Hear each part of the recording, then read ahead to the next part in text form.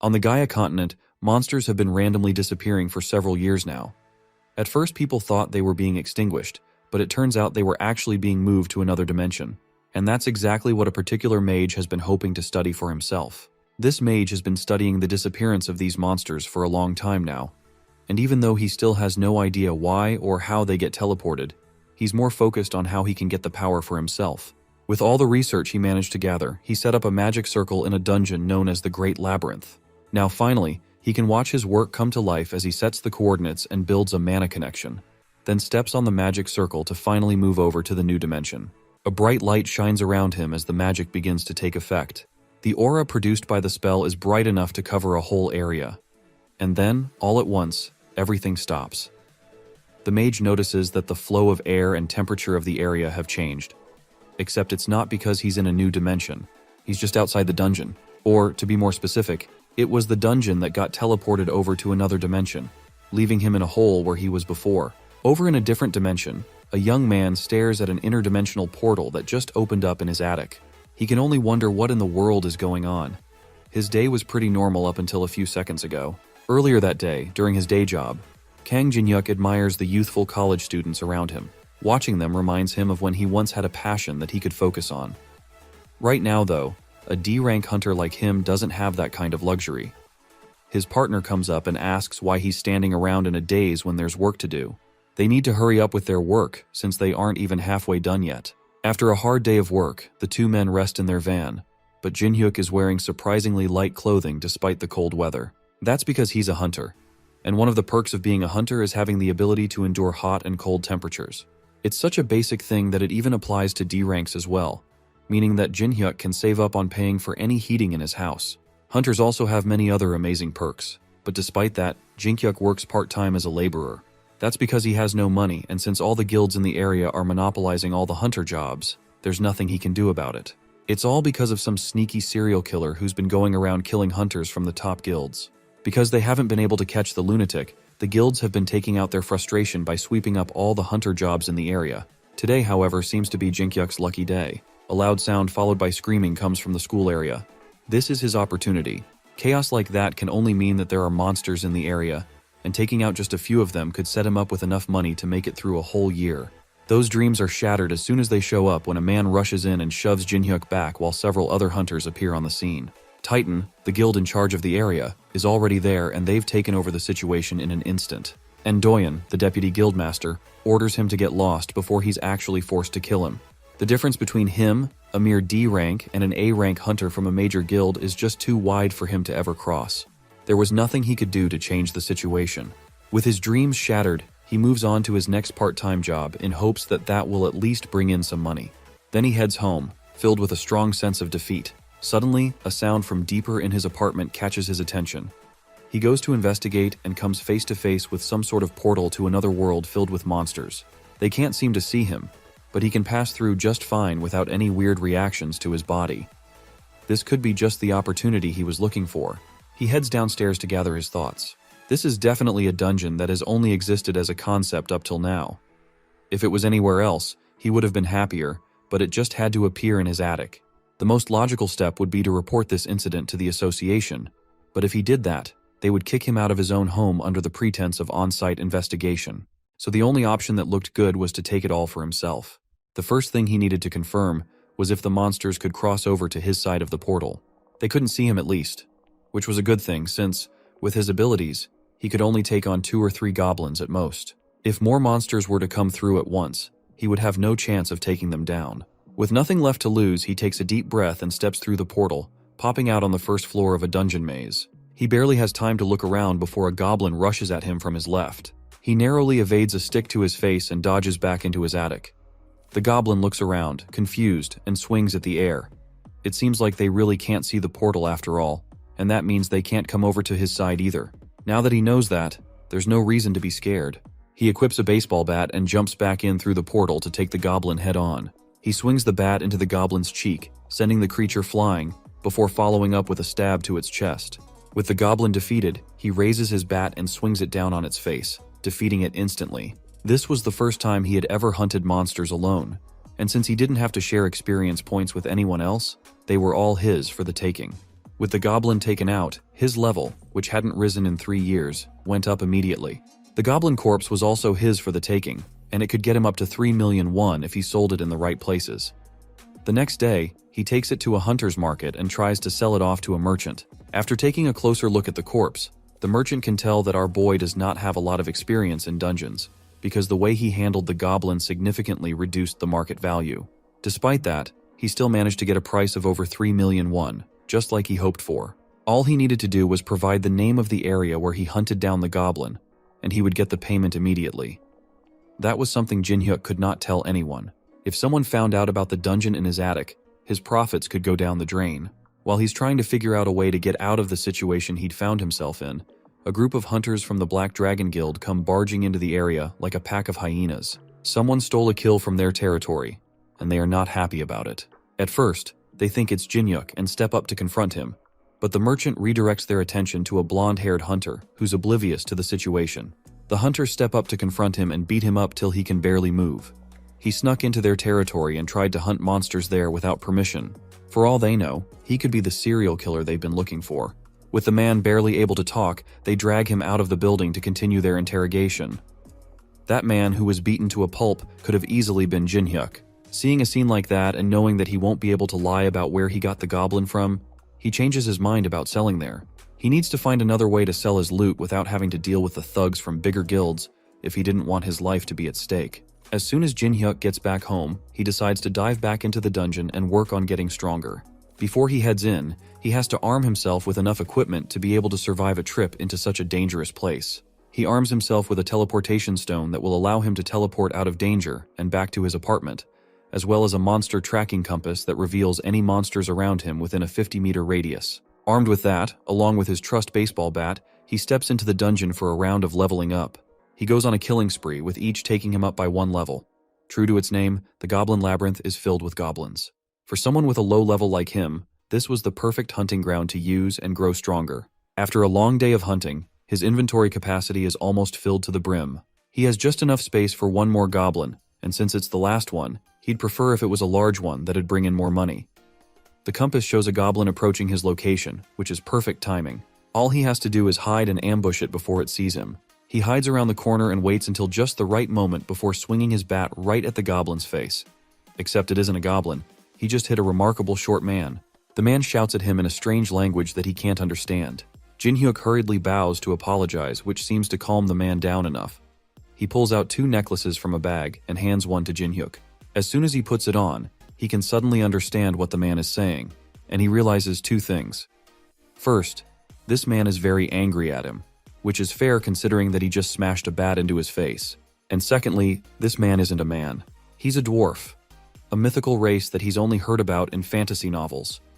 The angry dwarf continues to yell at him while he helps to pick up the items that got scattered around. Everything he picked up seemed to be really high quality, but he barely got any time to admire them while being yelled at. The dwarf notices his bat and picks it up. He demands to know where Jin-hyuk got it from, which confuses the young man. There's nothing special about it, but the dwarf seems very determined to know. It's just an ordinary aluminum baseball bat, but the dwarf seems to think it's made up of some kind of highly precious metal named orichalcum. This ordinary bat is so valuable to the dwarf that he believes no amount of money would be able to buy it. He offers Jin-hyuk a trade of some of his rare items in exchange for the bat, and seeing no reason to refuse, he follows the dwarf back to his workshop. The dwarf takes the bat deeper into his workshop while Jin-hyuk looks around the place. He glances at the weapons laid around the workshop and wonders which one he should pick, but the dwarf returns soon after with his new and improved baseball bat. For some reason, it's shining a bright red color and glowing slightly. Jin-hyuk wonders if this is really his bat after all, but the dwarf confirms that that's just one of the traits of orichalcum. It starts out as a soft and weak metal, but then it turns into a strong and durable material the more you enchant it. That word catches our boy's eye. It seems that somehow the dwarf had enchanted his weapon. An enchanted item is a very rare item that only drops from very rare high-level monsters of A grade and above.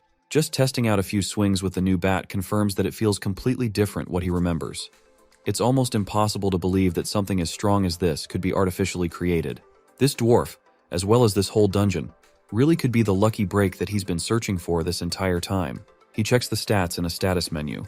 The bat is now a legendary baseball bat with S-grade durability and automatic retrieval. His once common aluminum bat has become a rare and legendary item. If he could sell the item, he would make a jackpot. But the bat is already bound to him, so he can't sell it anymore. The dwarf added the automatic retrieval enchantment to the bat, meaning that no one other than him would ever be able to use it. In the end, he can't make any money from it, but it's still a legendary item nonetheless. And even then, there are still other ways to make money. He has an inventory full of goblin corpses that he can sell for a profit. The only problem is there's nowhere to sell them without getting unwanted attention from guilds. The only other option is the Hunter Industries black market. They don't ask questions, and they deal with corpses efficiently. On top of that, it's really easy to get in touch with them. They always hand out business cards to lower-level hunters who need money, which means he already has a lot of these cards to use. He heads home and uses a card to find the address of one of these black markets. The business card looks incredibly shady, but right now, he doesn't have any other choice. While he's searching around for any sign that this place exists, a man calls down to him from above. His name is Deputy Cho Hyung-il, and he invites Jin Hyuk to his office to meet their boss. He meets with Lee Jun-chul, who's a loan shark, currently disguised as a loan agent who also trades monster corpses on the black market.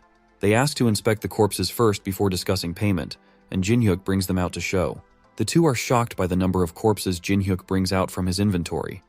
Despite the fact that Jin Hyuk is clearly just a newbie, he managed to get up to 20 goblin corpses. They are all in incredible condition too. The heads are bashed up from baseball bat injuries, but other than that, they look perfect. So perfect, in fact, that Deputy Cho can't hide how excited he is to receive them. The three men negotiate prices but are interrupted by black market merchants running in to announce that a monster had shown up in the area. There's a rare chance that a monster's corpse can attract monsters, and it seems to lay out 20 fresh goblin corpses on the ground was more than enough to send out a beacon to monsters. What's worse, the monsters that had appeared were two orcs that were way out of Jin Hyuk's league at the moment. At this rate, the only thing he could do to save himself was to take the monster corpses and escape as fast as he could. However, it was already too late.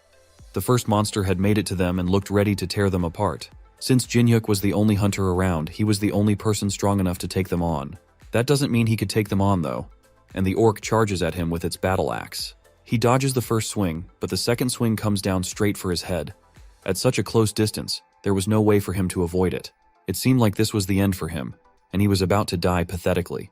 That's until his newly enchanted bat summons itself from his inventory and blocks the attack just before it can connect. The parry was so strong it sent the orc flying back for a second. This seems to be another one of its enchantments, the presence detection effect. If that was the case with this new bat of his, then he just might stand a chance. The orc charges in again, but Jin Hyuk is more confident and ready this time. He grips the bat and aims downward, right at the orc's knee, causing it to lose balance. Then with the monster disoriented, he launches another attack at its face, cracking its neck and killing it instantly. Just killing a single orc caused his level to jump from 24 to 36 in one quick spike. He doesn't have any time to celebrate as the second orc finds them and rushes at him. This time though, he's ready. He dodges the attack, then runs up behind it and smashes his bat into the orc's back, before repositioning and sending one last attack straight to its head, also killing it instantly.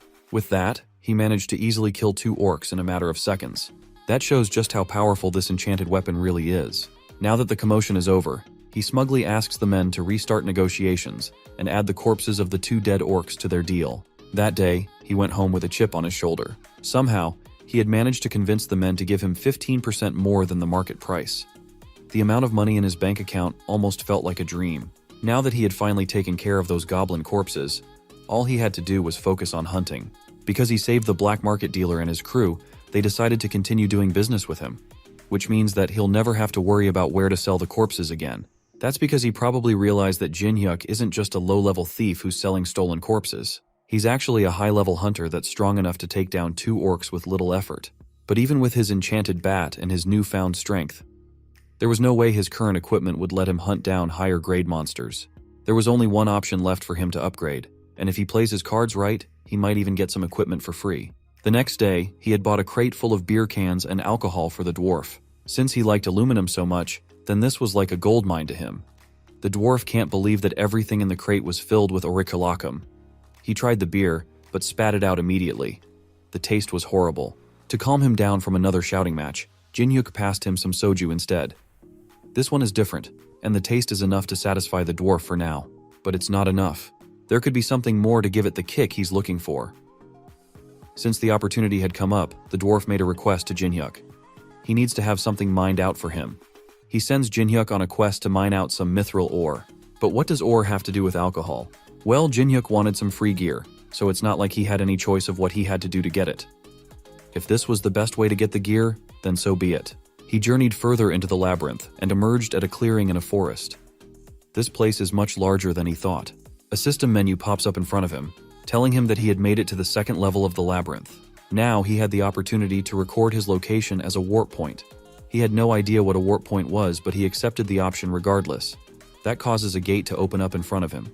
This portal allows him to travel between the first and second floors easily, just like a video game. With that setup, he journeyed deeper into the labyrinth to find the mithril ore he'd been sent to get. The second floor was called Dogs and Skeletons, and just like the first floor with goblins, this floor was filled with wild monster dogs jumping out at him. These dogs were way weaker than the orcs he fought just a few days ago, meaning that they were all free experience points for him. He readies his bat and charges headfirst into a pack of dogs aiming for him. By the end of the fight, he had killed 25 orcs and gathered their corpses. Going by the market value, these corpses should net him a nice 200 million won. But he can't let the excitement of all the money get to his head. He still had a mission to mine some mithril ore. He journeys deeper into a dungeon and is confronted by skeletons. This floor was called Dogs and Skeletons. After all, skeletons are an annoying set of monsters. Their bodies can't be sold for money, and the only way to defeat them is to break their core. That makes this fight all the more painful to sit through, especially since there are a lot of them coming at him. But with his current skills and level, there was no way he wouldn't be able to take them out. By the end of the fight, he's tired and realizes that the dwarf probably sent him here because he didn't want to have to deal with these annoying monsters himself. Still, there's one good thing to come out of this. Killing these skeletons had raised his level to 100, which means that he'll now be able to change classes. His class will be automatically chosen based on his previous actions. With how much fighting he had been doing recently, he would definitely become some sort of berserker or a warrior. Instead, the system deems him to be a cleric. He carries on and manages to gather the mithril ore that the dwarf wanted.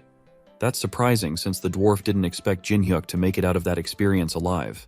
He may be alive, but he's exhausted from all the fighting he had to go through. Well, even with that, it's not like he came out from the encounter completely empty-handed. He managed to swipe some mithril ore for himself since it looked expensive. Then he gave the rest to the dwarf. Since he managed to get the ore, the dwarf agrees to use some of it to make anything he wants. Since he already had a great weapon, the next thing he needed was some kind of armor to withstand heavy attacks from monsters. Preferably something lightweight that should be easy to hide. The dwarf agrees and gets to work immediately. The process takes much longer than Jinhyuk can wait, so he goes back home to take a nap for a few hours. He wakes up half a dozen hours later and goes back to the workshop to check on the dwarf's progress. By then, he's done making the armor, and he seems satisfied with it. It's mithril chainmail armor that should easily fit under his shirt and hoodie. He tries it on, and without warning, the dwarf attacks him with a hammer to his chest. There's no better way to explain something than with an explanation, after all. That attack would normally have broken his ribs at least, but thanks to the armor, he barely felt anything. With armor as strong as this, as well as his legendary baseball bat, his combat abilities had skyrocketed. Meeting this dwarf was definitely the stroke of luck he needed to turn his life around. That's not all he had prepared, however. Next, the dwarf brings a large barrel to give him. It's the shojo he had brought earlier. Jinhyuk goes back to his apartment and tries it out for himself. The dwarf was right. Just storing the shojo in a barrel made out of mithril ore turned the shojo into an entirely different drink. Something this amazing gave him a great idea. He calls the black market dealer again and promises him another deal. This time, he's selling kobold corpses and fine quality liquor. At another part of town, the Titan Guild has just concluded their training by some newly opened gates. They should be done, but a sudden new wave of lizard men flood through the gates. It seems like it's an anomaly gate, and 3 times more enemies pour out than they have just defeated. One of the guild members suggests calling for help from another guild, but Ndoyen, the deputy guildmaster, can't let his pride go by calling others for help. He urges his subordinates to hold their ground and fight. Jinhyuk, on the other hand, is not having nearly as hard of a time. He just officially got his class registered as a cleric, and on top of that, he was promoted from D rank to C rank. Clerics are a rare class of healers, and it's well known that top guilds usually seek them out. That means he might now be able to be recruited by a guild. Suddenly, a bloodied and beaten-up hunter barges through the doors looking for a cleric. Jinhyuk raises his hand and volunteers as a cleric, and the man takes him back to the site where the Titan Guild members are taking in the hordes of lizard men. He's told to stand in the back line and heal as many people as he can with the other clerics. He wants to help in other ways, but the guild member assures him that all he has to do is stand in the back and heal them, and then he'll get paid accordingly when the fighting is done. The healers being in the area is enough to support the guild members and give them a second wind to keep fighting on. But the waves are just too much for them to handle, and one of the other clerics suggests calling in a supporting guild to help take them out faster. At this rate, they'll all be wiped out if they don't do something. Just as he's thinking on what to do next, he feels a hostile presence behind him. His bat had just saved him from a fatal strike by one of the lizardmen. It somehow got past all the hunters, and was trying to take out the healers starting with him. That means that the back ranks of their defense had been breached. There's only clerics at the back line. If these monsters got through them, they'd wipe out the guild members in an instant. Left with no other choice, Jinhyuk grips his bat and swings at the lizardman that attacked him, sending him flying with a single attack. He informs the other clerics that there's been a breach, and he's the only one that'd be able to block them. They got this far behind them thanks to a concealment technique, and now they were trying to ambush them from behind. Jinhyuk instructs the clerics to focus on healing for now and to leave the lizard men to him. It would be difficult, but he was the only one that could stop them. The other clerics are worried about him since they think he's just an ordinary healer like them. Jinhyuk, on the other hand, rushes in to take them head on, telling them not to worry about him. He wouldn't be saying these kinds of things if he wasn't at least a bit confident in his abilities. Of course, even though he said all that, he was still nervous about the whole thing, but in the end, he actually managed to hold his ground against the rampaging monsters. One of them manages to get past him while his guard is down, and heads straight for one of the other clerics. Jinhyuk chases after it, then leaps off the ground and manages to stop it from attacking one of the clerics just in time. His rushed attack leaves him open to a stab from behind, but thanks to the dwarf's chain armor, it barely affects him. The monster is surprised that their attack didn't work, and Jinhyuk takes that opportunity to counter with a bat swing to his face. Somehow, he's actually holding them off by himself. Thanks to him, they can focus on healing without worrying about any sneak attacks. But that's not the only thing going in their favor. The lizard men freeze as a new fighter enters the battle. Suddenly, a strong man joins in and takes out one of the monsters with a single hit. This newcomer is Seo Sang-ho, the guild master of the Titan Guild. He acknowledges Jinhyuk and asks if he was the one that took out all the monsters in the area. The C-rank hunter admits that he was the one who took out the monsters, but he's more confused about who this new powerful man was. The clerics are surprised that he doesn't know the S-rank hunter Sang-ho. He's so powerful that thanks to him being there, it looked like the battle was about to come to an end. With no time to waste, he rushes off to join his subordinates in battle, but not before promising to properly reward Jinhyuk for his assistance later. Just at a glance, it's obvious to anyone including Jinhyuk that S-rank hunters were in an entire league of their own. When he's around, he becomes the real monster in the battle. He lands right in the middle of the fight, and his presence immediately lightens everyone's spirits. All except Indoyan, who seems annoyed that the guildmaster showed up. There was nothing wrong with a fellow guild member coming in to give support, but Indoyan's pride wouldn't let him accept that. Sang-ho immediately takes charge of the situation. He passes orders across to the fighting hunters, and immediately commands the attention of everyone around him. With that done, he doesn't wait for the guild members to clear the area and launches a powerful attack on the ground, which creates a shockwave that sends all the lizard men flying. His one single strike was enough to take out a lot of them in a single stroke. In a matter of minutes, with Sang-ho's help, all the monsters are easily taken out. Now that he was sure that his guild members were safe, he takes Indoyan by the jacket to reprimand him. What was he thinking when he decided to put his life and the lives of his subordinates at risk by taking on the monsters alone? He claims that he just wanted to protect the guild's reputation, but Sang-ho knows the truth is that Indoyan just wanted to protect his own pride. The two have a short stare-off until one of the guild members reminds him that he needs to dismiss the clerics who helped to clear the scene. The guildmaster calms himself down and goes over to address the hunters and thank them personally, especially Jinhyuk, who is the main reason so many people made it out alive today. As a token of gratitude, he offers to allow him to enter the guild immediately without having to go through a registration process. That's something that Indoyan cannot accept. He quickly comes in to put down Jinhyuk as a mere D rank who only got lucky. Sang-ho, on the other hand, does not hesitate to remind him that this mere former D rank saved so many lives that would have been lost if it wasn't for his stubbornness. Then he forces Indoyan to apologize to Jinhyuk, which is already a big blow to the deputy guildmaster's pride. Even with that, Jinhyuk respectfully declines the offer.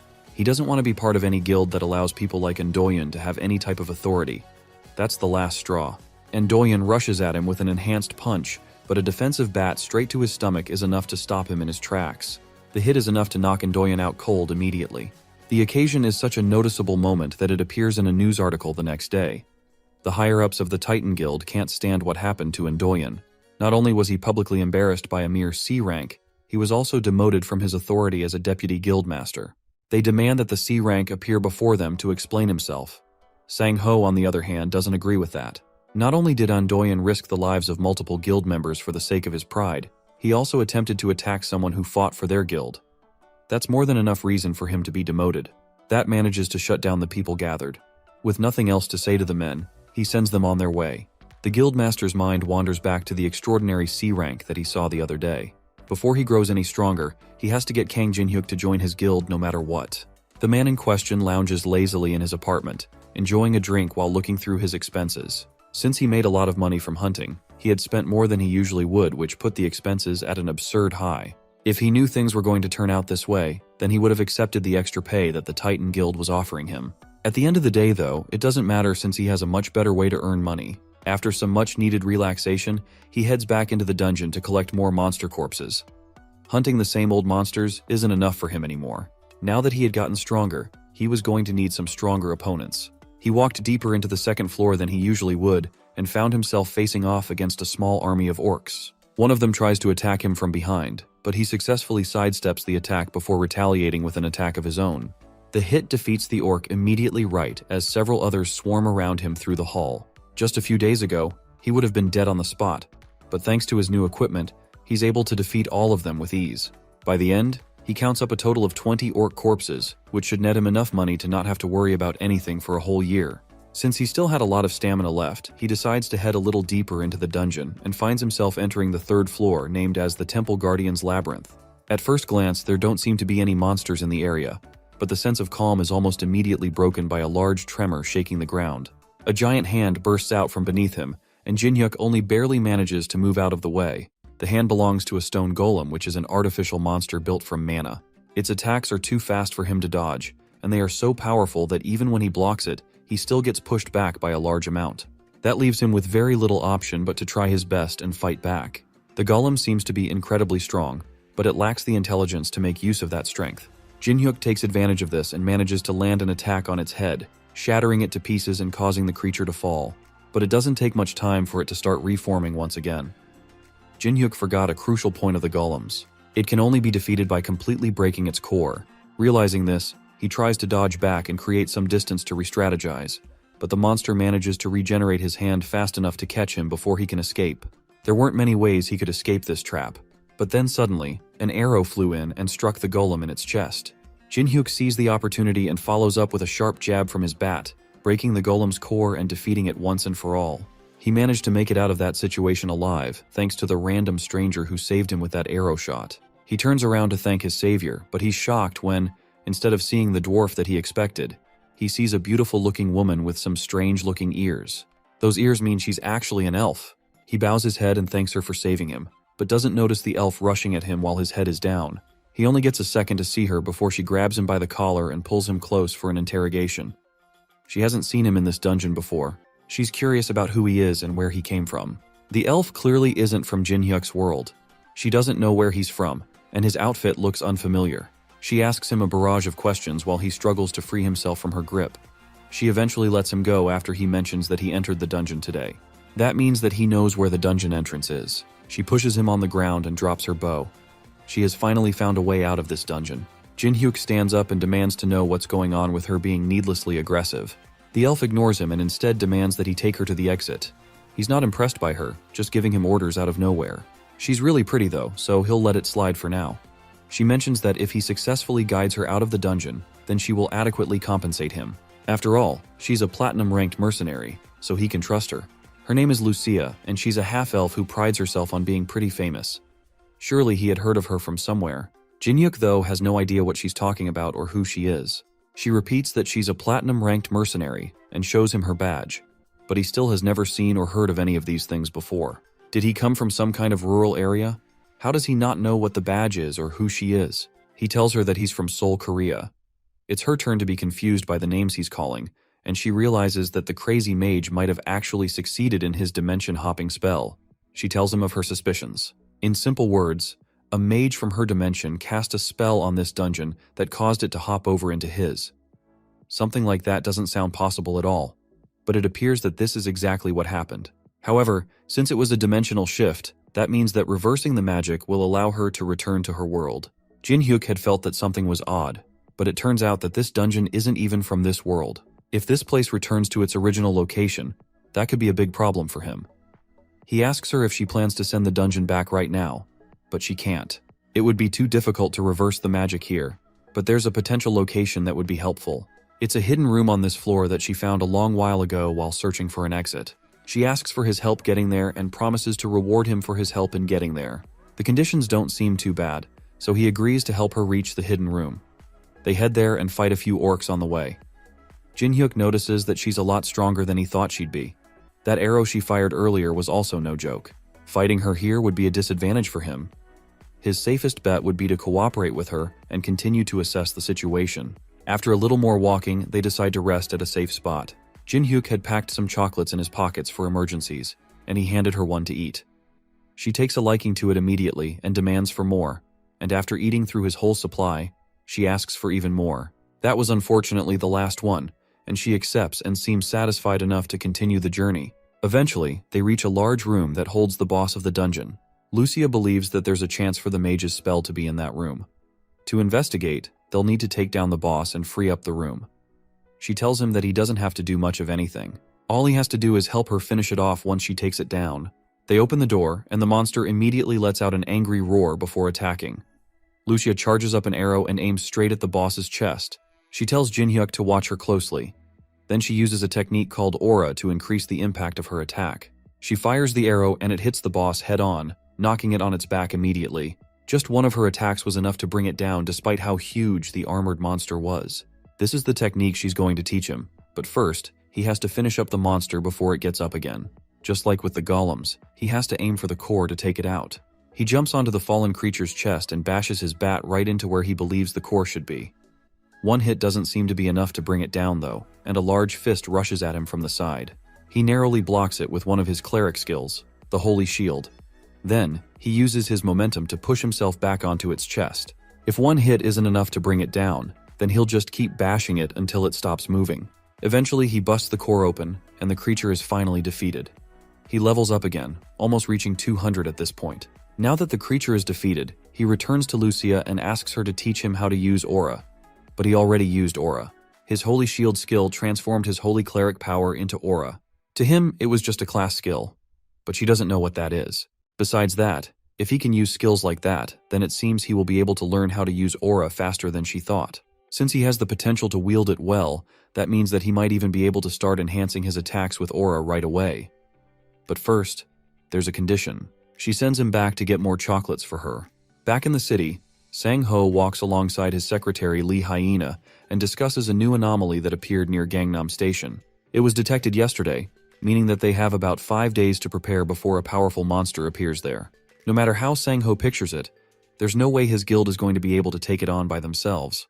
However, all the other major guilds have been dispatched overseas, meaning that the Titan Guild is the only one left in Korea to fight. Hyena will continue searching for capable hunters who are freelancing locally, but none of them seem reliable. Sang-ho, however, already has his sights set on someone else. In fact, coincidentally, that person just happened to be crossing the other side of the street. He excuses himself from his conversation with his secretary and chases after Jin-hyuk. He's carrying home a large box of snacks that the elf asked him to get when the guildmaster's voice catches his attention. He offers his proposal to join Titan Guild once more, but Jin-hyuk doesn't have any plans of changing his mind. In that case, Sang-ho offers Jin-hyuk a job as a mercenary. That way, he can still work for the guild, but he won't be a part of it. The rewards are also substantial. That sounds more interesting, but Jin-hyuk promises to only think about it. He returns to the dungeon and presents the snacks to the elf. She happily eats them all, and it's obvious that they don't have this kind of food in her world. After her hearty meal, Jin-hyuk asks her why she's eating down in the basement when they have already defeated the boss monster. She points up at a magic circle on the ceiling and tells him that it connects the dungeon to the world he lives in. Because of it, she'll be staying down there for the time being to study it. So if he wants to learn more about aura, he's going to need to bring her more chocolates. Now that she is done eating, she takes his hand to teach him how to use aura. Firstly, she'll have to pour her aura into his body to show him what it feels like. Jin-hyuk immediately feels the power flowing into him. Lucia also notices the spike of power in his body after she poured in her aura. He seems to have more talent for it than she initially expected. The movement of holy power following through his body is impressive enough that she believes he will be able to grasp the basics by the end of the day. She commends him for his talent and asks him if he can remember the flow of aura in his body. He's confident that he can, and she acknowledges him before turning to leave the dungeon. She was supposed to investigate the magic circle first, but it seemed like it would be faster to fully train him on how to use aura. And the best way to do that is through practical experience. She takes him to a different part of the dungeon and throws him into a horde of monsters.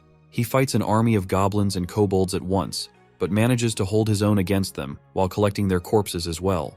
He turns to Lucia and asks her why he suddenly has to fight a horde of monsters when she told him that he will be learning how to use aura. She tells him that this is how he will learn how to use aura. Even though she infused a bit of mana into his body so he could get a feel of it, he's going to have to sense the rest on his own. And to do that, all he has to do is get the hang of activating aura using his holy power. And there's no better way to get the instinct for it than in the middle of real combat. He's more upset that she didn't tell him any of that and instead just threw him into the action with no warning.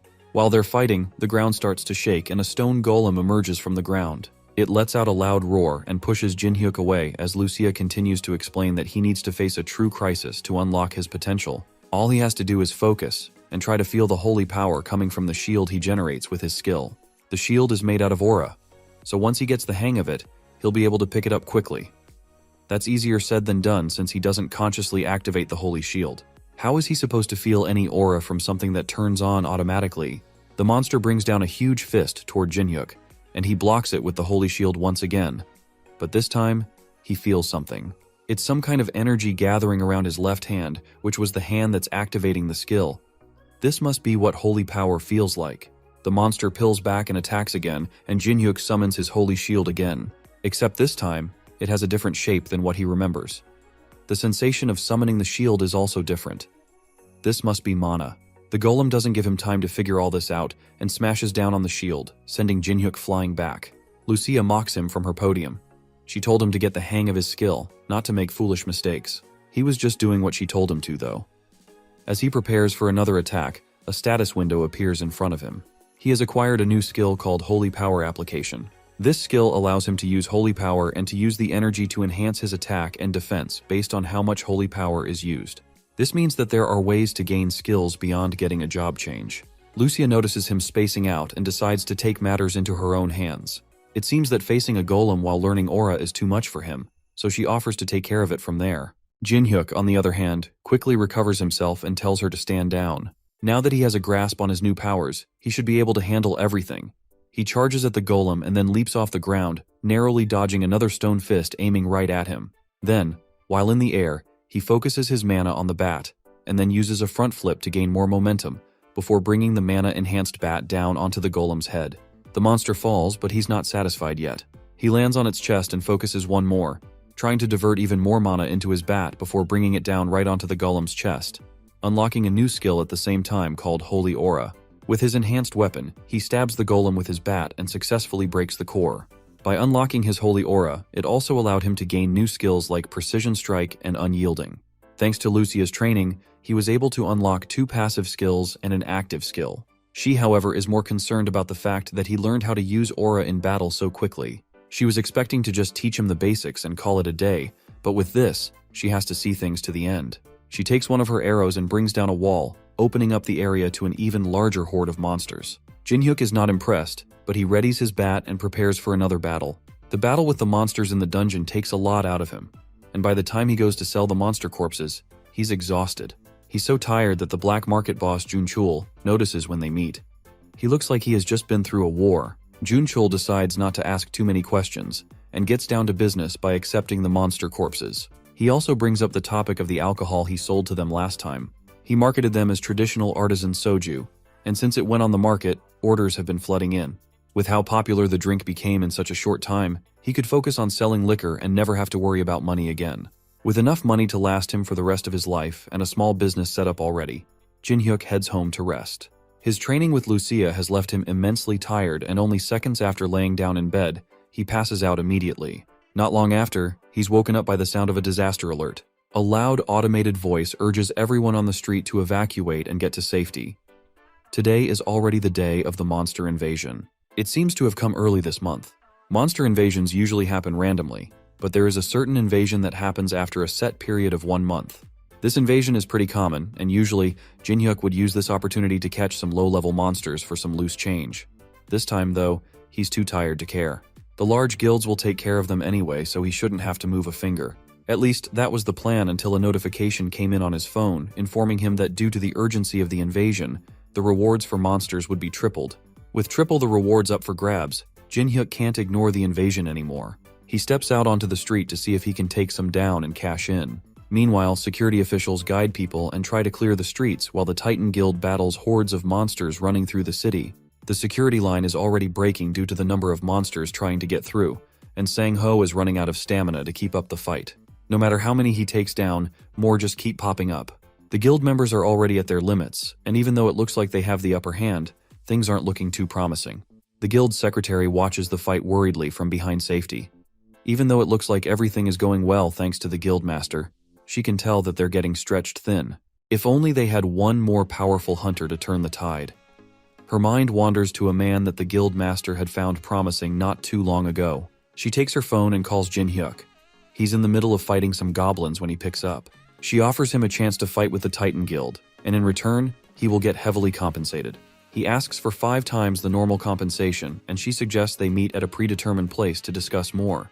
When they meet, she offers him 4 times the compensation instead, and he reluctantly agrees. With that, she gives him a device that'll keep track of how many monsters he kills, so that they can keep track of how much he did for the guild. If he makes a more than average contribution to the fight, then he will get everything he's asking for. Now that he's gotten a chance to show off his abilities and get proper payment for it, he takes off towards the fight to provide help. Hyena watches him leave reluctantly and wonders if he will live up to the expectations that Sang-ho has of him. He was once able to take down Endoyen by pure luck, but his skills are still uncertain. He arrives on the battlefield and immediately goes after a rampaging ogre which shocks the entire crowd. He manages to kill it in one quick strike, which makes everyone else think that he has to be at least an A-rank hunter. A rank is close, but Jin-hyuk believes that with his current abilities, he has to be stronger than an A rank. He takes a moment to drink a mana potion and recharge. Thanks to Lucia's intense training, he has managed to reach level 200. Normally, he wouldn't be able to face an ogre, but as long as his mana doesn't run out, he should be able to keep up with a S-rank hunter. And right now, he has over 1,500 mana potions, which means that all the monsters around him right now are nothing but moneymakers. Elsewhere, Endoyen takes down monsters alongside his guild members. He notices that the monsters are dramatically decreasing and turns to see a group watching someone take down monsters with ease. He checks on them himself and sees the one person he hates the most right now. He yells orders to the stunned hunters and tells them to stop daydreaming and go back to fighting monsters. Why was this guy here and who invited him? Just seeing Jin-hyuk reminds him of their last encounter and how his embarrassing moment was broadcast all over the news. That last time must have been due to lots of luck. This time, since he's alone, there'd be no problem taking him out and putting him in his place. With that in mind, he rushes towards Jin-hyuk in hopes of fixing his nasty habit of being at the worst place at the wrong time. Unluckily for him, the C-rank hunter notices him far too early and manages to counter his attack, sending Endoyen flying and knocking him out yet again. He's too busy to entertain this random crazy guy. Meanwhile, Sang-ho stares down a rampaging minotaur. His mana is almost gone, and he's out of stamina. The minotaur raises its club to attack right as Sang-ho entertains the idea of retreating and regaining his stamina. But before it can hit him, a voice calls out behind him, and Jin-hyuk jumps in from above, grabs the minotaur by the horn, and slams it into the ground. For a C-rank hunter to take down a minotaur in one hit, it looks like his judgment about Jin-hyuk was right on track. As he takes down the monster, Sang-ho approaches him to show his appreciation for the help. Jin-hyuk tells him that the guild master called him and promised a hefty pay in return for his help, so there was no need to thank him. Sang-ho then takes this chance to once again ask him to join their guild. If he joins forces with them, then opportunities like these will keep popping up. Jin-hyuk takes a moment to consider it, then tells him that once they finish up the remaining monsters, then he'll think about it. As they're talking, Sang-ho gets a call from Hyena. She tells him to look at the sky. The clouds had turned back and the weather had become fiery with lightning. Something huge and menacing was lurking in the clouds and it did not look friendly. It shoots lightning down at everything, both monsters and hunters, and damages buildings as it flies around. It's so high in the sky that there's no way their skills will be able to reach it. That means that there could be no way to attack it. Sang-ho suggests going back to his guild to assess the situation and invites Jin-hyuk to join him. He reluctantly agrees, and together they meet back at his office. From there, they run different tests and see that nothing they've done so far has been able to affect it or defend against its attacks. Everything they've done so far to stop it has been nullified or destroyed. They'd need to find something with a huge amount of firepower that can also destroy things from a long range. Lucia immediately comes to mind, and he realizes that there might be a way to bring it down after all. As Jin-hyuk leaves to get Lucia, the executives of the Titan Guild come together to talk about how much favoritism Sang-ho is giving to a C-ranker. The other guild members try to think of other ways to bring the monster down without relying on Jin-hyuk, but there's just no other choice in the matter. All other methods are guaranteed to fail, so the only option left is to trust in the only hunter with an idea. They could call another guild named Gadia, which is a large guild filled with A ranks and higher mages. Unfortunately, those guys don't care about casualties, and calling them in will surely result in many deaths. The other members in the room fall silent after they realize that they really don't have any other choice but to wait. Back at the apartment, Jin-hyuk comes out of the portal with Lucia. He thanks her for agreeing to help, and promises her as many sweet treats from his world as she could want as a reward. Together, they head to the top of the Titan Guild headquarters, and Jin-hyuk shows her the monster that's terrorizing their city. He asks her if she'll be able to take it down, and she's certain that she can. The thing is so big that she can hit it with her eyes closed. The monster is level 300, which is the highest level monster that has ever been recorded. She assures him that she can take it out, but first she's going to need a little help. The building's roof is too fragile to handle her power, and she needs him to prepare a shield to absorb most of the impact if he doesn't want to see multiple buildings destroyed. With things properly set up, Jin-hyuk calls the guild leader and asks about the potential damage to the area. Once they take down the monster, the damage to buildings will be unavoidable. Sang-ho tells him not to worry about all that, and to only focus on bringing down the monster. With that settled, Jin-hyuk prepares a shield while Lucia charges up 2 arrows to take down the beast. She aims carefully, then releases the shots, which causes a massive shockwave that pushes Jin-hyuk back even with the shield.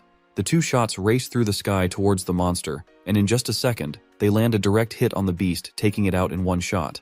The damage is so massive that half its body is disintegrated from the impact. The Titan Guild watches from the ground, amazed that he managed to pull it off so easily. Hunter Kang Jin-hyuk just continues to amaze people. The whiplash from Lucia's attack was enough to leave smoking trail marks on the building's helipad. It may not have been the time to hold back, but this was way too much. Lucia, on the other hand, is more disappointed that the monster was so weak. It wasn't like that at all. It's more like Lucia is just way too strong for any monster that pops up in this world. Regardless, the job is done, and it's time for her to head back. She passes him the tracker that keeps track of his points, and the reading was a massive 240 points. With that, she turns to leave, but not before leaving him with a warning not to place too much trust in other people. When there's a lot at stake, people's minds tend to cloud with the hope of money. It would be better not to allow himself to be deceived as she has been on her many adventures. Jin-hyuk assures her that he'll be fine. If he notices anything wrong, he'll make sure to take care of it. They part ways, and Jin-hyuk heads down to the street where he's found by San-ho and his secretary.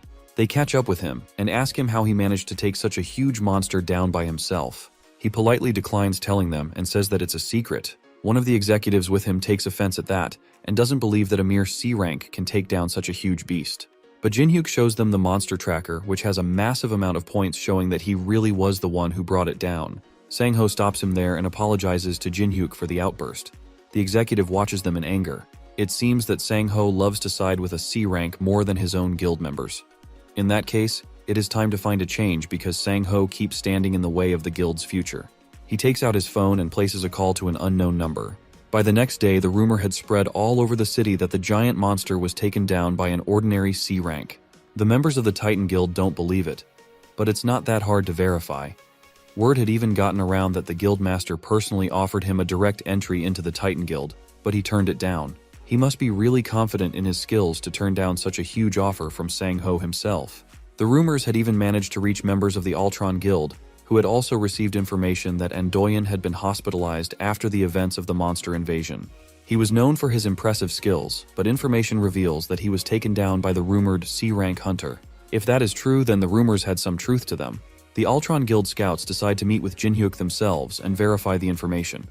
He might have unlocked a hidden class which was exceptionally rare for hunters to do. If that's the case, they had to recruit him into their guild first before another guild took him, or they would eliminate him. Jin-hyuk, on the other hand, slept soundly after the battle.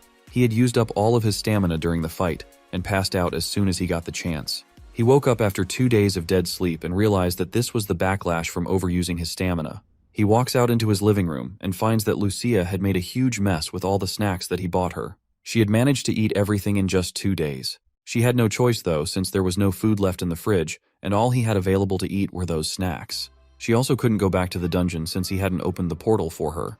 That confuses Jin-hyuk since he has never needed to open it before. It's always open, as far as he knows.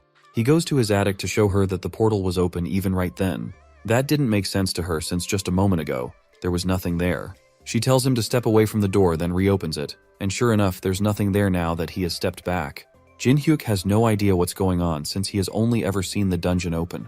Lucia has a theory that the dungeon reacts to only him, meaning that wherever he goes, the dungeon follows. It seems like the dungeon is imprinted directly on him, which means that there was a chance the dungeon could have fallen directly on his head. Luckily, it was a failed spell. He decides not to think about that, and instead orders some food for the both of them. She wonders how he even found his way back to the house after they defeated the monster. She placed a recognition suppression spell on it, which should have made it impossible to find. Jin-hyuk asks her why she would place something like that on his house. She explains that while he was sleeping, some strange people kept coming by. They were from some guild named Altron and Guardian, and they were so annoying that she made it so they could never come at all. Jin-hyuk is confused as to why those large guilds would be looking for him, so he pulls out his phone to find out just what had happened while he was asleep. The first headline he sees catches his attention immediately. News of him defeating the new giant monster had spread around the internet. There was even a video circulating around that clearly showed him fighting along with the Titan Guild. It seems that he became famous overnight. This is going to be a problem. It seems like he got too greedy, and taking advantage of Lucia's power had put him under a spotlight. The hunter industry is territorial, and whenever they see a strong competitor, they try to take them out as soon as possible. He decides not to dwell on the past. With Lucia done eating, they head back into the dungeon to take their loot to the dwarf. Thanks to Lucia's powerful shot, the body was too weak to use and they were only able to recover the head. The old man is frustrated at the elf for overdoing it and ruining valuable material. It seems like he and Lucia have a natural hatred towards each other. Jin-hyuk cuts in during their argument and asks the dwarf if he can make something out of the corpse. He takes a moment and digs something out of the head. It's the organ that allowed it to produce lightning. With that, he can enchant the baseball bat to produce lightning as well. Jin-hyuk asks him how he'd like to be paid, but all he wants is for the elf to get out of his workshop. Lucia starts shaking with anger, and Jin-hyuk has to calm her down by promising to give her more sweets. After just barely stopping her from shooting a hole straight through the dwarf's head, he heads back into the city to buy her promised sweets. On his way back home, he senses something in an alleyway. It seems like someone is tracking him.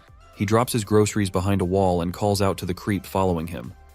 A voice answers back, surprised that Jin-hyuk noticed him at all. Suddenly, a figure appears out of nowhere and rushes at him with a swing of a sword. Jin-hyuk just barely manages to block the attack with his bat. The newcomer is surprised that Jin-hyuk could even see him at all. This confirms that the rumors were true. Jin-hyuk really is more than just an ordinary C rank. Jin-hyuk pushes him back, then leaps at him with another attack from his bat. Since he doesn't want to reveal who he is, then he's just going to have to get beat up till he feels like talking. Since the attacker can't fight head-on, he uses a skill to turn himself invisible again, deciding to change tactics. Jin-hyuk can just faintly feel his presence, but he can't see him. The slight sense he has is just enough to tell when he's going to attack, though. He manages to dodge and block most of the attacks that are thrown at him, but at this rate, things won't go well for him for much longer. If he had his usual bat, he could track him more easily, but the old dwarf is working on it, which means he had to switch to a regular aluminum bat instead. He can't stay here for much longer. With no other means of fighting, Jin-hyuk makes a run for it, but not before the hooded attacker attaches a tracking device to his shirt. Jin-hyuk makes his way to a crowded area to hide, but the attacker's tracking device allows him to continue monitoring wherever he goes. The trail leads to a bathroom in a department store, and he follows it, camouflaging himself in the meantime. He stops in front of the stall that the tracker led him to and kicks it open, prepared to attack. Except there's nothing there but the tracker stuck to the wall. It was a trap. He realized that much too late as Jin-hyuk rushes behind him with his bat-raised tie swing. In this confined space, disappearing won't save him. He just barely evades the attack and counters with a knife swing to Jin-hyuk's face. That is easily dodged, and the hunter grabs the attacker's hand before slamming him into the ground. With nowhere left to run and the wind knocked out of him, Jin-hyuk raises his bat, prepares to swing one last time, and prepares to smash his head in if he doesn't tell Spill who sent him on this chase. Meanwhile, outside, a boy wants to use the toilets. There's a sign forbidding entry, but he just can't hold it anymore. His dad reluctantly lets him run right as the assassin is about to confess. That's all the opportunity that he needs. The assassin charges up a fireball and sends it straight at Jin-hyuk and the child, forcing him to put up a shield and save them both. The assassin uses the smoke as an escape to run while he still can. The higher-ups only told him to get some information from him. He didn't expect things to be this troublesome. As he tries to run, an object stabs right through his chest, killing him instantly. Jin Hyuk stands behind him trying to catch his breath. It seems like he used too much force and accidentally killed him. As he's lamenting the situation, a status window pops up in front of him. It acknowledges the murder, but labels it as self-defense. Because of this, the villain trait will not be given, and instead, a hidden job change has become available. Not long after the incident, police arrive to secure the area. Jin Hyuk sits solemnly on a bench and thinks about what just happened. Normally, when a hunter kills a person, they receive the title of villain. Clerics especially suffer a penalty where their skills are sealed off if they acquire the title. He originally thought that was what was going to happen to him, but since it was self-defense, he just barely managed to escape that fate. But he definitely didn't expect a class change of all things to come of it. Two detectives approach him while he's thinking about the situation. They ask him questions related to the incident, and he tries his best to cooperate. Luckily for him, since he didn't receive the villain trait, the detectives don't suspect him of foul play. It confirms that he was just acting on self-defense, and they decide to let him go. However, before he can leave, they tell him that he can't tell anyone about the situation with the villain status. It could cause issues for them later on if the wrong people find out that you can kill without immediate consequences. To counter that, they give him a device that will monitor him and alert them if he says any words related to the case, including the words murder, self-defense, and villain. With that, they let him go and told him to leave the cleanup to them. Since this must be a huge shock to his system, they advise him to go home and get some rest. As he leaves, the detectives talk among themselves. There's no way that Jin Hyuk is just a C-rank hunter. He managed to block a powerful attack from a mage while protecting a child. On top of that, he captured and killed a high-level hunter. At this point, it's more than just a rumor. Hopefully he doesn't do anything to lose their trust. Jin Hyuk heads home and checks out his new class. It's called the Inquisitor class, and it seems to have powers that build off his cleric abilities. The skills he developed seem to be more self-focused than the others. They allow him to fight and act like a tank while constantly healing himself. It also gives him a high resistance to status effects like stun and poison. With upgrades like this, he becomes an even more powerful solo hunter. Another thing is he now has the ability to see the karma of others, and he gains power boosts based off of how high another person's karma is thanks to the judgment skill. It's like this class openly pushes him to attack bad guys. Now that he has confirmed the capabilities of this new class, he returns to the dwarf's workshop to check on his new weapon. As promised, the weapon has been enchanted to be able to send out lightning attacks. All he has to do is think of the attack and it sends out up to 3 charged lightning attacks, but each charge takes up to 30 minutes to recover. Lucia is less focused on that, and more focused on the fact that she can no longer sense holy power from Jin Hyuk. He must have done something in the human world that changed his status. He tells them that he can't tell them because of a device that monitors his words. The dwarf offers to dispose of the device if he does a simple task for him. He gives Jin Hyuk a compass that is meant to guide him to somewhere dangerous to retrieve an item.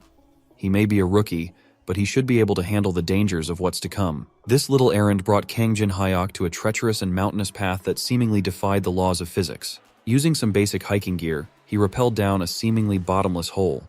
That old dwarf sent him to such a dangerous place just to mine ores. While the young man was struggling, Lucia was just chilling. She even teased him for having a hard time with the descent. She asserted that he must follow her lead and never deviate or go off on his own if he doesn't want to get in trouble. Lucia flexed her acrobatic skills and jumped off the cliff gracefully. Without relying on the safety of a rope, she used her hand to scale down the cliff. Jin Hyuk just sighed.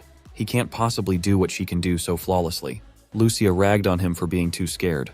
From her perspective, he was just limiting himself and fearing for no reason at all. Without wasting any more time, the elf dove down the bottomless pit, unperturbed as gravity does the heavy lifting. Jin Hyuk considered that she might be right. Maybe he was being too much of a wuss, and he should just trust his improved capabilities. So, the young man released his anxious grip on the rope and followed Lucia on a free fall. He might as well try and experiment with his body just this once. Upon reaching the tail end of the descent, he used his hands and legs to halt his fall.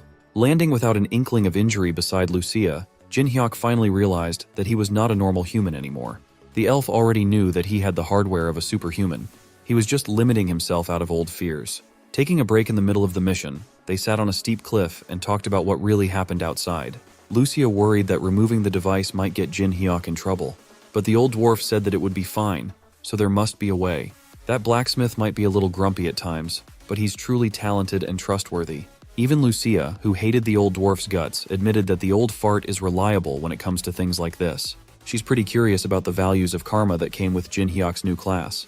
She asked what her karma level was, and Jin Hyuk answered that she had 82, the highest among the three of them. Jin Hyuk's at 64, and the old dwarf had 72. Considering the rough life that Lucia had led thus far, her karma being the highest did not surprise her. She had to do everything she could to survive after all. Even so, the difference between her and Jin Hyuk was a measly 20 points, and he only killed one person so far. Lucia, on the other hand, had long since lost count. Come to think of it, in the world she used to live in, there were saints who could distinguish good from evil with just a glance. Jin Hyuk asserted that he was far from being a saint, and she agreed. She was just saying that the ability to gauge evil exists in other worlds too. Anyway, Lucia wasn't too interested in looking for a mine for that old fart. She was more interested in thoroughly analyzing the young man's new abilities. When asked why she had such a vested interest in Jin Hyuk's abilities, she playfully answered that she just finds him entertaining. Since staying in an abandoned dungeon won't really give them a solid understanding of karma values, Lucia proposed that they go outside to do some experiments. Jin Hyuk feels bad for halting the mission for the old dwarf, but he also wants to understand his new abilities better first and foremost. As Lucia said, staying in a dungeon with just the two of them won't deepen his understanding. So he fished something out of his pockets. Though he felt a bit sorry for the old man, he brought out a return stone to instantly return to a predetermined location he had assigned in the outside world. Upon crushing the stone in his fingers, a dimensional rift opened up right where the two of them were standing. Lucia was taken aback for a moment before being swallowed up by the portal. Surprisingly, doing this increased Jin Hyuk's karma. A few minutes later, the duo found themselves in the middle of the bustling city street. Lucia got herself a drink while Jin Hyuk worried that her camouflage magic wasn't helping detract attention from them. She already told him that she hid her original appearance using magic to blend into the crowd, but the illusion of her wearing human clothes just made them stand out even more. Every person around them cannot take their eyes away from the beautiful woman sitting with Jin Hyuk. Lucia cheekily insisted that she couldn't conceal her beauty, so camouflage wasn't helping much. As Jin Hyuk wanted to disagree, he couldn't. Lucia might be the prettiest woman he had ever seen. Enough with the useless chatter. Lucia wanted to summarize what they know about karma values thus far. Simply put, doing bad things accumulates karma. For example, Jin Hyuk's karma value increased by 1 point due to his failure to keep his promise to the old dwarf. Besides hurting others, karma can increase through other nasty things. On the other hand, if it's consensual harm, like in a self-defense situation, karma values don't go up. They still don't have the baseline of what constitutes high or low karma, but if it's over 200 points, a person is recognized as a villain. Killing someone in the 200 karma value threshold won't get you penalized. It would be considered self-defense instead of murder. The powers that be no longer see them as human. Since even Lucia and the dwarf haven't reached 100 points, you have to be pretty evil to get over 200. Jin Hyuk had been observing people the whole day, and he hadn't even seen an average pedestrian with over 50 points of karma. They're probably wasting their time in a relatively peaceful public place. They need to go to a scummier area to see some real high karma people. Luckily, a place where bad guys gather was easily accessible through the red light district of the city. Lucia was fascinated by the blaring lights in the streets at night. She asked if people weren't afraid of being spotted by monsters or anything like that. Jin Hyuk patiently explained that, unlike in her world, monsters don't wander around Earth normally. As an elf, she found the air of the red light district awful, but at least they had pretty lights. Every world has its own bright sides, after all. As they were walking in the seedy streets, a shady barman approached the two and complimented Lucia's beauty. The man asserted that their bar was having an event, and beautiful ladies could enjoy up to 5 cocktails for free. Lucia simply shoved the man out of the way and continued walking. Before she could get far, Jin Hyuk grabbed her by the shoulder and told her to wait up. The young man insisted that they should stay a while and enjoy those free drinks. The barman lit up and escorted them into the establishment as he swore to give Lucia the best service there is. After walking all day and only seeing normal people with normal karmic values, Jin Hyuk finally found what he was looking for. He finally spotted the barman, a villain scum with 300 karma hanging on top of his head. The duo sat at the bar and enjoyed the liquor served in front of them. The cocktail had a sweet flavor to it, so Lucia liked the drink very much. Meanwhile, the barman was quietly snickering to himself. He just gave those two a poison-laced drink that paralyzes a target with a single drop. Seeing that the fast-acting poison had seemingly taken effect, the barman signaled a group of thugs he had on standby. The thugs aimed to deal with Jin Hyuk first, but as soon as they got close, the young man asked if they were sure about that plan. Due to his status effect resistant skill activating, the poison in the liquor was useless. Jin Hyuk quickly turned around and delivered a staggering blow to one of the thug's jaws. The young man smiled at the fact that he could finally stretch his limbs against these scrubs. He pulled back and wound up another punch that struck two goons at once, a 2-for-1 deal if you will. Based on the distance covered by these flying fools, it was plain to see that the force behind his punches was deadly. Before giving the goons any time to regroup, he pivoted his foot in a sharp motion. He used his other leg to kick another one in the face. One kick was all it took for a knockout. Meanwhile, Lucia slowly opened her eyes as the effects of the paralytic poison gradually dissipated in her body. She turned around and saw a bunch of goons lying on the floor, taken down by Jin Hyuk. Lucia was confused and asked what was happening. Well, the young man was just cleaning up trash. The barman saw everything unfold and finally called his trump card to take action. Buzzcut took his jacket off, and his muscles bulged through his shirt. He knew that he had to take the young man seriously. Buzzcut dashed with impressive force, and the duo just looked at him apathetically. Jin Hyuk fixed his eyes on the man's hulking figure dashing in his direction. Lucia took another shot of the poisoned cocktail and asked if he needed some help. He declined, knowing that he could take another goon by himself. Buzzcut felt infuriated as the duo talked as if he was a non-factor. He swung his best punch only to get stopped by a perfectly timed grab. No matter how hard he tried to push or move around, he could not make Jin Hyuk budge while holding his fist. That meant that the strange young man must be a hunter. Buzzcut looks and fights like a seasoned hunter too. If that was the case, he should be out there hunting monsters instead of playing with gangsters in a seedy bar. Mr. Buzzcut was not expecting to go up against someone like Jin Hyuk in this little operation of theirs. Knowing that he was no match against the young man, he was already mapping out how he could get out of this dicey situation. That's when our boy tilted his grip ever so slightly and broke the man's fist mercilessly. Buzzcut screamed in agony as he felt multiple bones crack and break at the same time. But Jin Hyuk wasn't done yet. To shut Buzzcut up, he launched a punch squarely into the guy's mouth. Buzzcut flew like a loose kite, his momentum being halted by the bar chairs lined up behind him. With every goon taken care of, the only scum remaining was the frightened barman. Jin Hyuk ran like a wild beast and placed the villain in a chokehold, almost crushing his windpipe with relentless intensity. He lifted the barman, cutting off oxygen while he started his interrogation. Of course, it would not be an effective interrogation if he didn't deliver a few hits first. Jin Hyuk indiscriminately painted the bar walls with the villain's blood.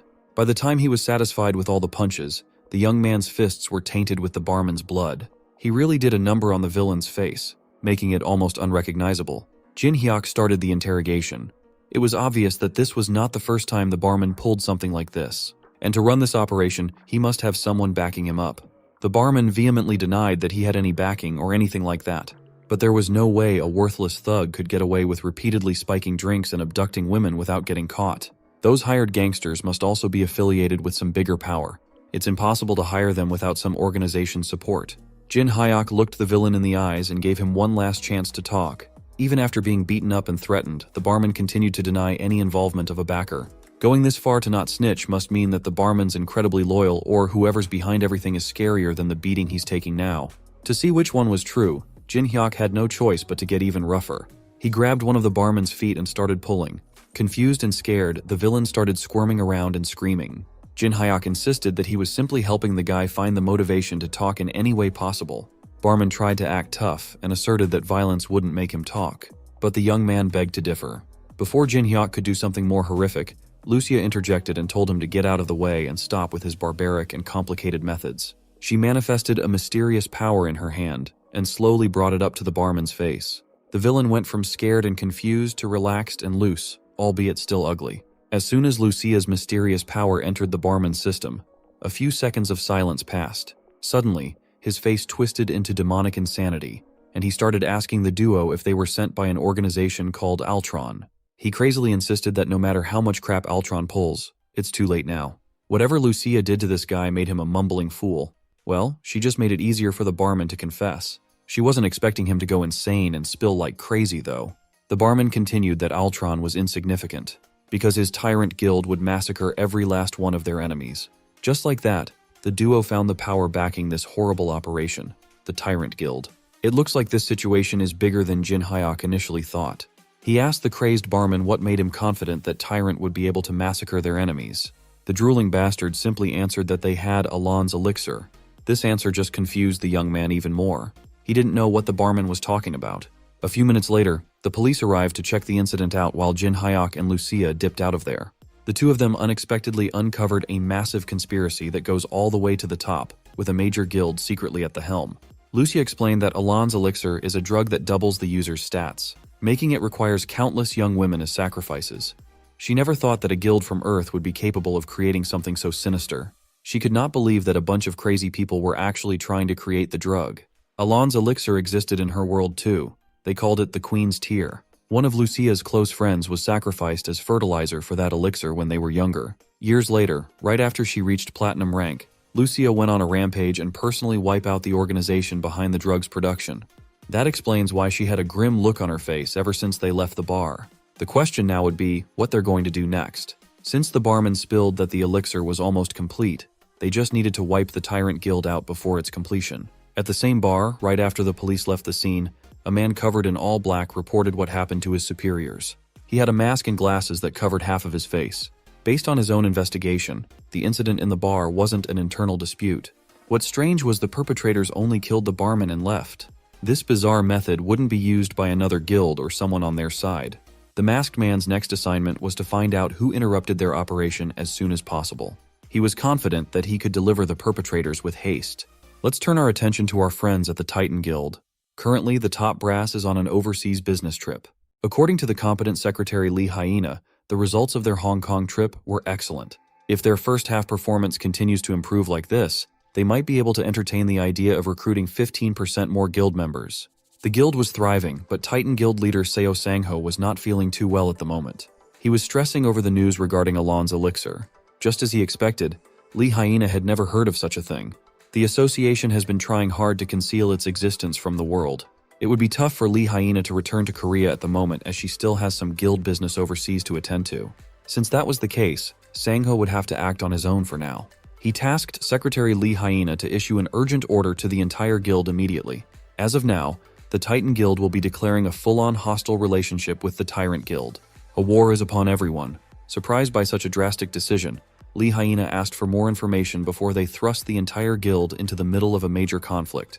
All Sangho said was that failing to prepare now would only lead to even greater chaos in the future. If the information he received turns out to be true, it would be too late once chaos descends. Lee Hyena demanded what kind of information the leader had just received to act this unhinged. Sangho knew as well as anyone that this order was a declaration of war against an entity as big as their guild. He also assured his secretary that the Altron Guild and even the government would be on their side when the time came. Even so, war carries enormous risks for everyone involved. Lee Hyena suggested that they at least consult their guild executives to make a more cautious and reasonable decision, but Sangho had already made up his mind. His thoughts have never been clearer, and he has no time for nonsense meetings. Just by looking into his eyes, Lee Hyena knew that the leader had already made up his mind on this matter. Sangho's usually the cautious type, yet he's making such a decisive decision. He understands that she's feeling some reservations about acting blindly without much information at hand. For now, Sangho needs Lee Hyena to trust his call and declare the order confidentially within the guild, while they conduct hushed investigations. The official announcement of war can come later. As for the internal investigations, Sangho already had a few people he wanted more info on. What prompted this sudden shift in Sangho, you ask? Obviously, it was a single text from Jin Hyuk regarding Tyrant's plan to create the sinister drug through human sacrifice. Lucia was just chilling in Jin Hyuk's crib, eating her sweets and nagging the young man regarding his plans. She was glad to know that there were some trusted and level-headed people in this world like Seo Sangho. If no one agreed to join forces and destroy the Tyrant Guild, she would have handled the matter herself. It helped that the method to create Alon's elixir was undoubtedly inhumane. Jin Hyuk asked when the elf would go back to the dungeon instead of emptying his pantry all day, but she refused to go back to the boring dungeon and miss out on the raid against a villainous guild. She reckoned that the Tyrant Guild must not be ordinary hunters if they were crazy enough to concoct something so sinister. Even Jin Hyuk had to admit that he couldn't handle such a large organization by himself. At least not yet. Lucia officially offered her help in wiping out those scum together. Jin Hyuk thanked her for doing so, even if she didn't have to. Suddenly, someone started knocking on the door and calling Kang Jin Hyuk's name. He wasn't really expecting anyone, so this was an unexpected surprise. Maybe it was just a delivery. Perhaps it was something more. Maybe it was the masked man sent to investigate what happened in the bar. He had a magical compass that could track people through blood. He used the barman's blood to track down the traces left on Jin Hyuk's body. From the bar, he didn't even need a car to traverse the rich cityscape flawlessly. Using the roofs of every building on the way, the masked man started his hunt. Finally, he landed in front of an apartment building after pinpointing the blood's direction. He stared at the humble home and could not help but feel a little odd. For a second, he thought the house looked a bit hazy, but he just chucked it up to his imagination. He also recognized the address as the house of the hunter who dealt with the Leviathan a few days ago, which could mean that the two incidents might be somewhat related. But it doesn't really matter to the masked man. He was tasked with a job and he'll do it. Suddenly, he manifested a thick needle emanating a sinister aura from out of thin air. He plans to catch and ask his target a few things. Jin Hyuk walked to the doorway and asked who was on the other side. As expected, the masked man told him that he had a late delivery due to an accident. The young man wasn't dumb. There's no way that a delivery would arrive in the late hours of the night. Besides, there's still a recognition suppression spell cast around the house, making it virtually impossible to find his home. If someone overcame that powerful spell to come here and pretend to be a delivery person, they must be up to no good. Nevertheless, Jin Hyuk opened his door while maintaining his vigilance as the masked man forced his way inside with the sinister needle in hand. He was expecting some dirty tactics, so it wasn't hard for Jin Hyuk to catch the villain's hand as it aimed for him. He cheekily asked if deliveries come with poison darts as a bonus these days. The masked man was supposed to be the one doing the sneak attack, yet he was the one caught off guard. Lucia chimed in and fired an arrow from her bow while hurriedly telling Jin Hyuk to move aside. The arrow's speed and velocity were unparalleled. It was practically impossible to dodge at such close range as it pierced the villain's body. The force behind the shot sent the masked man flying out of the second floor. He bled profusely as the arrow dug deeper into his flesh and organs. Lucia loaded up another shot and asked Jin Hyuk to step aside as she intended to finish the bastard off. Jin Hyuk waved her off and insisted on handling the problem himself, as the masked man must be looking for him because of what happened in the bar. Lucia warned him that the assailant wasn't ordinary by any means, as he managed to survive one of her arrows. As the masked man tried to dislodge the arrow, he shivered as he wondered just who on earth was that woman who pushed him to such a critical state in one attack. He finally got the tip out, bleeding all over the pavement. Every cell in his body was telling him to retreat for now. By the time Jin Hyuk tried to catch up, the masked man was already doing injured parkour on top of the neighboring roofs. Lucia asked if the young man wanted to give chase, but Jin Hyuk found it too troublesome. The bastard would just come after him again anyway. They could just hash it out at a later time. What's more important was the masked man's karma value. He had over 900 on top of his head. That means he's someone who kills like it's nothing. Jin Hyuk was itching to go up against a real villain, so this worked out perfectly. He was even thinking of using the masked man somehow in some way. The next day came, and Jin Hyuk and Lucia were escorted by a guild car to the mountains. The driver pulled over and pointed out the remote investigation site. They were brought here under guild leader Sangho's personal instructions, but it's no secret that there are still a lot of people in the Titan Guild who aren't fond of Jin Hyuk.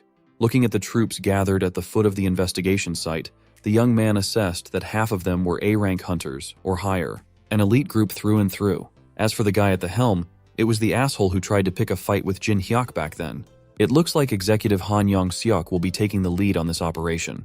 Right from the get-go, Jin Hyuk could already sense a bad feeling that this mission was about to get annoying really fast. The executive formally introduced himself as the head of the operation. Much to Jin Hyuk's surprise, the bastard brought up the fact that they met one another during the last airstrike. The young commented on the executive's changed personality, as he seemed much more amicable and kinder today compared to before. Yong-seok cleared his throat and awkwardly apologized for his behavior from that time. He just got a little too excited in his efforts for the guild, so he wanted to take this opportunity to say sorry about their first encounter in hopes that it won't affect today's operation. Yong-seok also asked who the woman that Jin Hyuk had brought was. The young man introduced Lucia as a skilled colleague who wouldn't be a hindrance to the mission. There was no mention of any other additional personnel, so the executive was a little rattled. But before he could protest, the recon team they sent ahead had come back. Yong-seok excused himself for a moment to listen to his scout's report. Sure, the bastard might have apologized on the surface, but he was still looking down on Jin Hyuk and Lucia, thinking that they were merely C-rank noobs. It doesn't matter how strong they are anyways, this four-eyed bastard has his own agenda in this mission after all. Lucia immediately picked up on the executive's duplicitous nature and consulted Jin Hyuk if they would just let the guy lead. He assured her that they'd be fine. More importantly, someone has been tailing them since earlier. Both Lucia and Jin Hyuk clocked their not-so-covert tail long ago. The young man opted to let this pursuer be, as they could use him elsewhere later. Before the raid started, Jin Hyuk handed Lucia a bright magical crystal. The little gem is a communication item. It allows contact with anyone within a 10-kilometer range. They'll need it later, so it's best to keep it handy. Yong-seok came back with the confirmation of the initial reports. From what they've gathered, it's clear that the Tyrant Guild is involved in human trafficking. As for the plan of attack, The executive actually wanted to ask Jin Hyuk for a favor. After investigating, the recon team found a strong barrier installed around the building. They also believe that there's only one person capable of breaching that barrier without being detected. Young Seok insisted that there was no one more suitable to sneak through the barrier than Jin Hyuk. The young man freely called him out for essentially requesting a literal death walk behind enemy lines.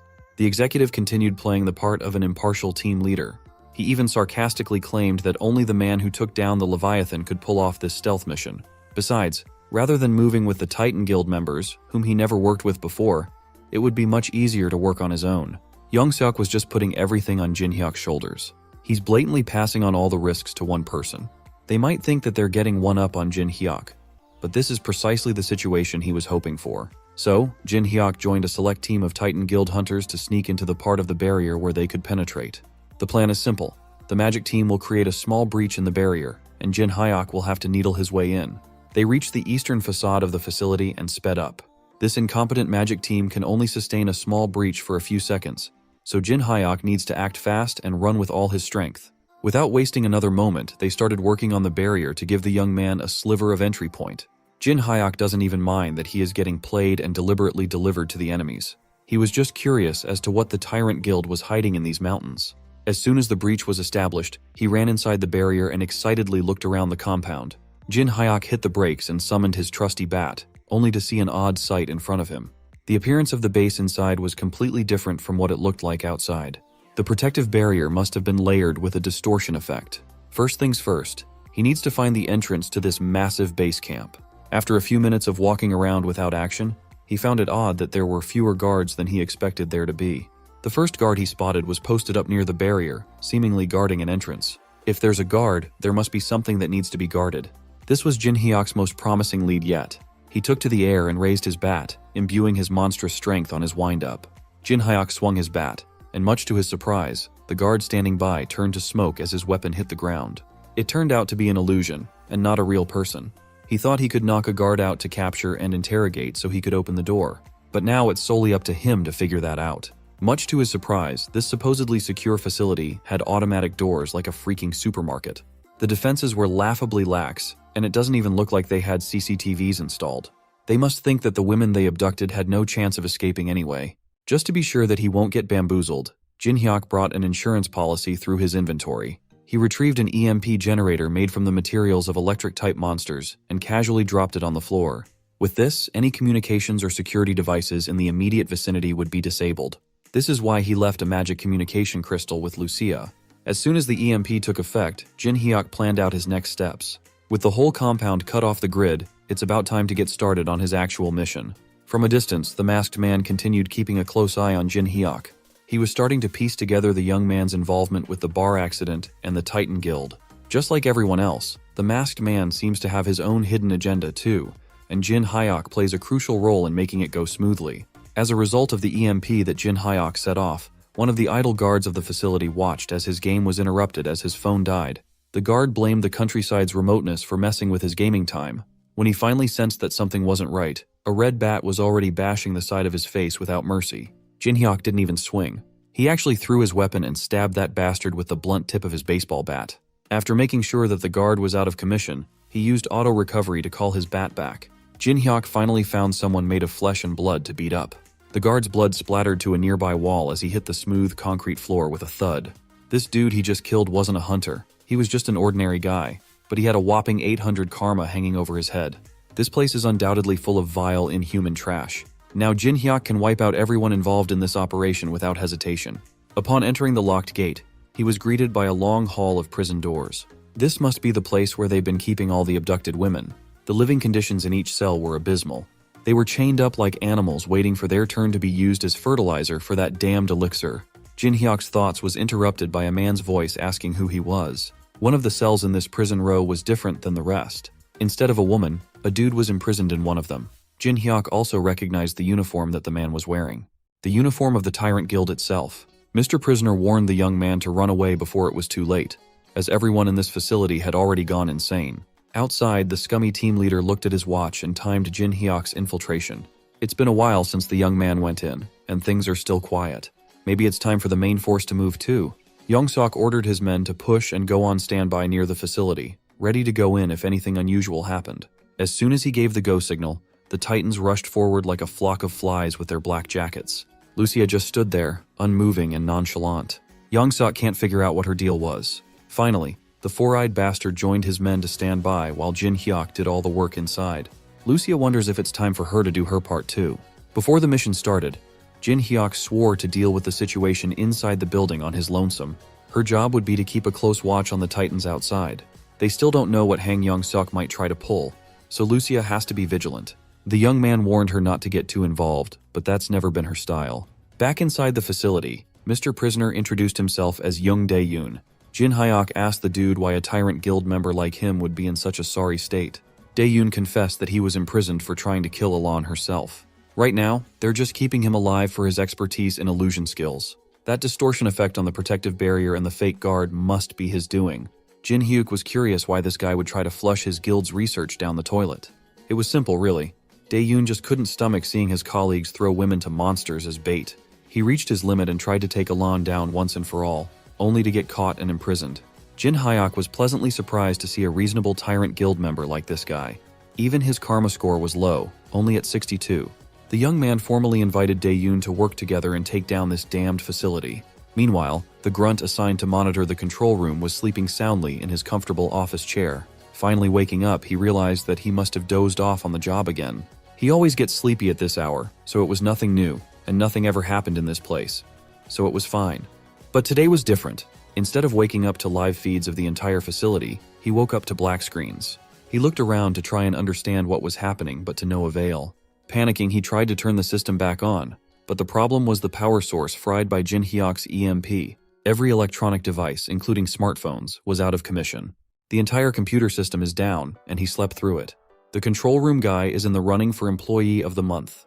Right outside the command center, a few of the tyrant boys were playing some cards to pass the time. They were having a jolly old time until the control room guy started yelling about some emergency. The tyrant boys were alarmed, and worse of all, their game was interrupted. The control room guy informed everyone that the entire system was completely offline. To make matters worse, all the women are gone from their prison cells. They have an intruder that plunged the whole place into chaos. The team leader split their forces into two. Team 1 would head to the Elan production room, while Team 2 looked for the intruder and the women. As for the dumbass that let it happen, the control room dude was tasked with finding a way to contact the headquarters no matter what. Every single prison cell had been opened, freeing the abducted women. Right now, they're heading for the nearest exit with their lives on the line. Dae-yoon knew the layout of the facility, so he led everyone to the optimal path. They've gotten so close, and yet so far, as the tyrant boys caught up to their escape trail. With the escaping women found, the tyrant boys started pouring in. The first responder immediately recognized Dae-yoon as he directed the girls to the exit. The absolute Giga Chad let the women through and stayed behind to buy some more time for them to run away. Tyrant boy number 1 got too eager and rushed in by himself, threatening to kill Dae-yoon once and for all. As soon as the punch landed, Dae-yoon reminded his former comrades of his specialty, illusion. Tyrant boy number 1 could hardly contain his anger for falling victim to such a simple trick. While Team 2 was playing catch-up with Dae-yoon and the girls, Team 1 was suffering a much more painful fate. Each of them carried a measly knife to a baseball bat fight. Jin Hyuk did quick work on the team assigned to protect the Elan production room. He used his superior technique and footwork to make a fool of these half-assed fighters left and right. The young man bashed each of their heads in, using one swing for each bastard. Jin Hyuk finished the last tyrant boy off, and he did not even break a sweat. Seeing as how these boys were so desperately trying to guard the gate up front, it was obvious that Elan was being housed behind the door. Jin Hyuk gained access to the room and carefully entered. He looked around and saw all the equipment that the tyrant scums had gathered to make the inhumane drug. They've gone as far as hiding a gargantuan lab underground for security. Human-sized test tubes littered the lab, each one containing women that the tyrant guild had abducted. Seeing the scale of their evil operation firsthand was even more disgusting than Jin Hyuk imagined. In the middle of the lab was a monster encased in protective glass. It must be Elan, the source of all this grief and evil. Jin Hyuk gripped his bat tightly. The monster doesn't seem to be reacting to his presence. It's entirely possible that it was sleeping. With a smile on his face, the young man called onto the lightning dwelling inside his weapon and took on a batting stance. If everything works out, he could finish this thing once and for all. But that would be too easy. Elan must have sensed danger and woke up. She broke through the protective glass and sent her tentacles hurtling forward ferociously. Jin Hyuk had to move and dodge on the fly as the fast-moving tentacles aimed at his vital points. His lightning attack had to be cancelled. He observed the movements of the tentacles, and his fear grew. With how heavy and fast those things attacked, if he got hit in the wrong spot, he would be done for. For now, all he can do is go on the defensive while waiting and hoping for an opening to strike. Jin Hyuk forced himself to lock in. He must remain calm if he wants to stay in one piece. For those of you hoping for a cute tentacle girl, we won't be getting that today. Balan looked like a crackhead with tentacles. Finally, the crackhead beast broke free of her glass encasement, sending thousands of sharp shards flying everywhere. It's starting to look like our boy is totally outclassed this time around.